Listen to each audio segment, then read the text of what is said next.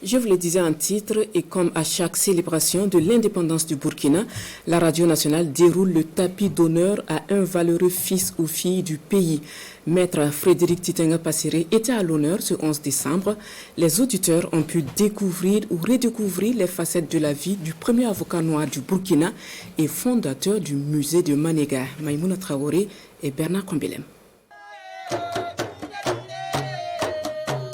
Cour royale de Manéga. La radio-diffusion nationale du Burkina déroule son tapis d'honneur au locataire du palais, le Manga Naba Panantougri, à l'état civil Frédéric Titenga Passéré, un homme aux multiples casquettes, premier avocat noir et premier bâtonnier du Burkina, fervent défenseur des droits de l'homme, littéraire émérite avec une quarantaine d'ouvrages à son actif, chercheur, il est aussi un homme de culture, passionné par l'histoire des peuples burkinabés et africains, fondateur du musée de Manéga, le plus grand musée privé du Burkina.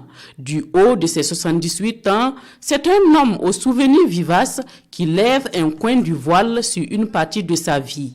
Le tout premier enfant de son village a fréquenté l'école du Blanc, se rappelle encore ses premiers pas dans cet univers tant redouté à l'époque. J'ai perdu mon père quand j'avais 11 ans. Mais pour aller à l'école, j'ai dit, on n'était pas d'accord. Et ma mère de coutume, son père est un baga, les devins. Il dit, va dire au chef de Manéga, si cet enfant reste à Manéga, il sera un mendiant. Mais s'il va à l'école des Blancs là, tout le pays sera concerné par cet homme. Tu ne pensais pas avoir d'enfant. Envoie l'enfant à l'école. Frédéric Titenga Passéré prête le serment d'avocat le 9 novembre 1973 devant la cour d'appel de la Haute-Volta, actuelle Burkina Faso. Aujourd'hui, il est cité comme une référence et sa renommée traverse les frontières de son pays. Cet entretien, qui a duré 2 heures, a été meublé de témoignages des proches et amis de l'invité qui apprécient sa rigueur, son sens élevé du travail bien fait, son amour du prochain, son patriotisme, sa passion pour la culture burkinabé et africaine.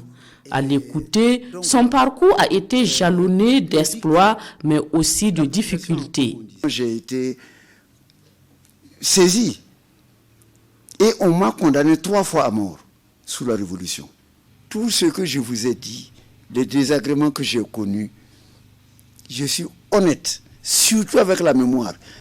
Le problème ne concerne pas Thomas Sankara.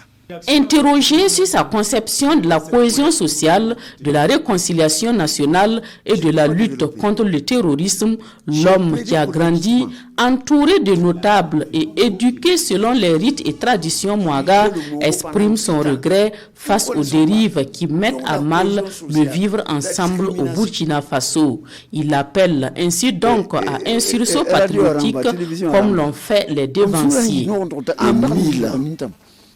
D'existence, nos peuples constituant aujourd'hui le Burkina Faso, aucun peuple n'a pu prendre 1 cm².